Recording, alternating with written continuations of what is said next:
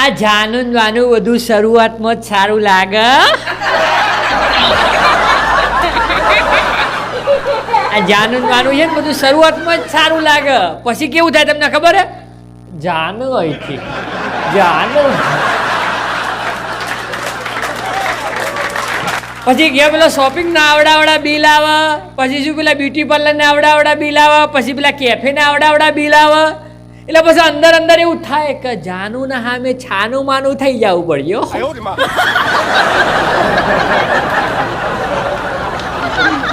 પછી બધા કે જાનું માર હાલ ટાઈમ નથી, ભલે ન હોય ટાઈમ.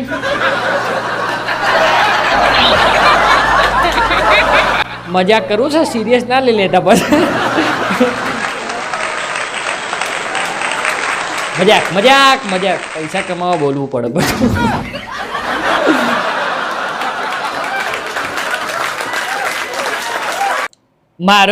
મારો પોતાનો ભાઈબંધ, પછી મારો ભાઈબંધ મને કે લગ્ન પહેલા બધું કેવું મસ્ત હોય છે, અને લગ્ન પછી ગયા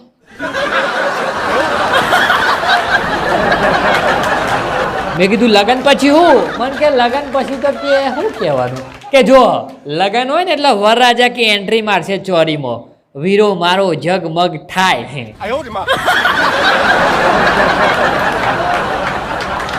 વરરાજા કે ચોરીમાં એન્ટ્રી મારશે, વીરો મારો જગમગ થાય, એમ કઈ વરરાજાની એન્ટ્રી થાય, બરોબર.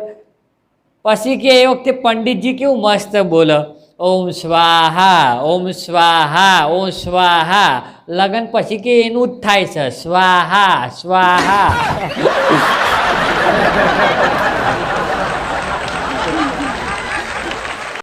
મારો ભાઈબંધ હમણાં ગમમાં જતો રહ્યો હતો સાહેબ, ગમમાં.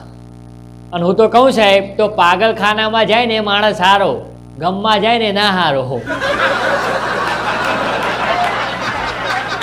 લોહી પી જાય એનો બબડાટ એટલો હોય ને. મારો ભાઈબંધ હમણાં ગમમાં જતો રહ્યો ને તો એને એક શાયરી ચાલુ કર્યો, તમે જો તો મન સંભળાવતો હતો કે હાથમાં છે વિસ્કી ને આંખોમાં પાણી, હાથમાં છે વિસ્કી અને આંખોમાં પાણી, શોધવા જોતો રોણી અને લઈને આવ્યો કોણી. મેં કીધું કોણી હતી ને એ જતી રહી છે, બકાવા બનતા.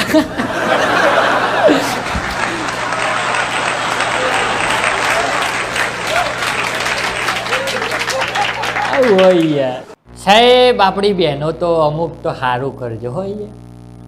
પહેલાના જમાનાના એમાં બૈરા તો હાવ, પહેલાના જમાનાના બૈરા કેવા હતા સાહેબ ખબર છે? કે એમના આગળનું વિચારીને એમના પરિવારનું, એમના પતિનું, ખાસ તો પતિ બિચારો દુખ્યો પતિ. પહેલાના બૈરા સાહેબ એમના આગળનું વિચારીને પૈસાનો બચાવ કરતા. પહેલાના બૈરા આગળનું વિચારીને પૈસાનો શું કરતા હતા? બચાવ કરતા હતા. અને અત્યારે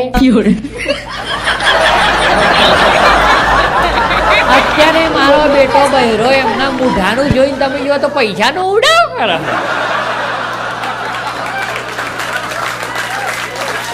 એમ નહીં, તે તમારું મોઢું રેંગણા બટાકા એવું છે, એમાં અમારા બિચારા જેવા ભાઈઓના પૈસા હુકા ઉડાવો છો.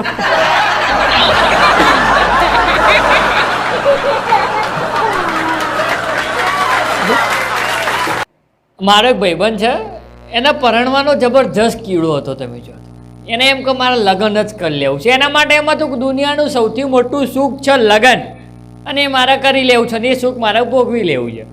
તે એના બાપાએ તો ભાઈ કર્યા કંકુના, ભાઈને તો પરણાયા, ભાઈ તો જોન લઈને જ્યાં લાડી લઈને આવ્યા.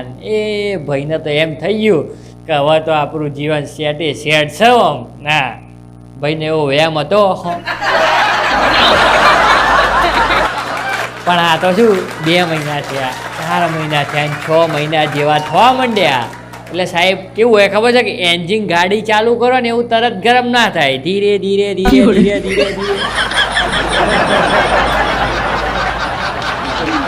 એમ. એ પછી સાહેબ પેલા ઘોડા ઉપર લઈને જે એન્જિન લેવા ગયા હતા ને એ પછી ધીરે ધીરે ગરમ થવા માંડી. પછી ભાઈના જે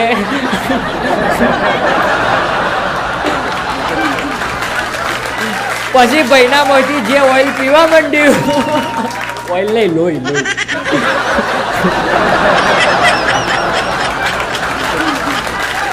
ભાઈ એના છોકરાને પછી એમ એના ઉપરથી મને ખબર પડી છે કે ભાઈ એના છોકરા નથી 35 વર્ષ જેવા નહીં ભાઈ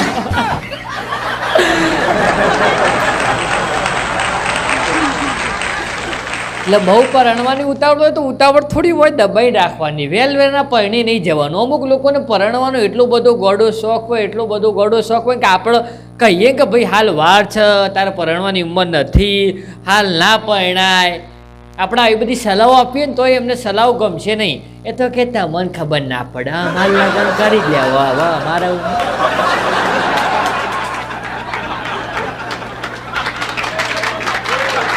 પડ્યું પછી એના ખાડામાં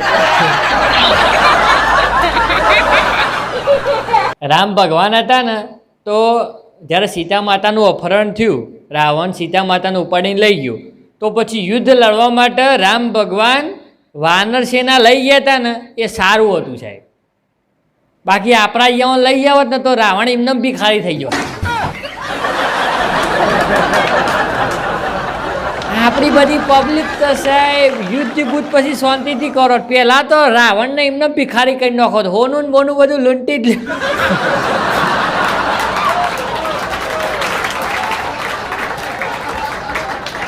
આપણા વાળા તો તાર જપટા છે ચોય ભગવાન પણ વાનર સેના લઈ હતા અને અડધા તો પાછા આપણામાં એ હોય ને સોનું જોઈને પાછા રિશ્વત બિશ્વત લઈને રાવણના ભેગા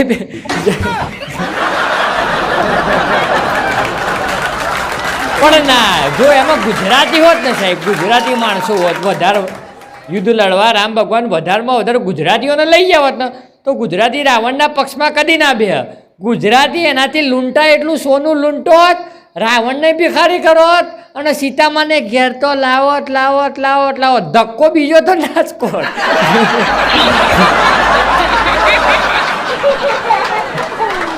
એટલું ફેરામ ગુજરાતી બધું કોમ પતાવી દે સોનીએ લેતા હોત સીતા માતાને લેતા હોત ગુજરાતી ગુજરાતી યાર